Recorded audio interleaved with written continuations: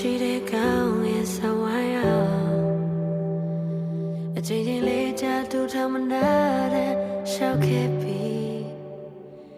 မနိုင်ဝန်ကိုသေးကပခုံးလေးနာတော့မှငါဖြတ်တန်းငယ်နေတော့တစ်ခေါက်တော့နောက်ပြန်ချီပြန်လမ်းမရှိမြတဲ့ငါမဆုံးနဲ့လွင်ပြန်ဘူးခဲ့တယ်မကြီးရတဲ့အိမ်မလေးများပွေပိုင်ရင်နဲ့ယုံကြည်တာတွေတစ်ချိန်မှတရားဖြစ်ပြန်မွေးဖွားခဲ့အပြေမှမရှိတော့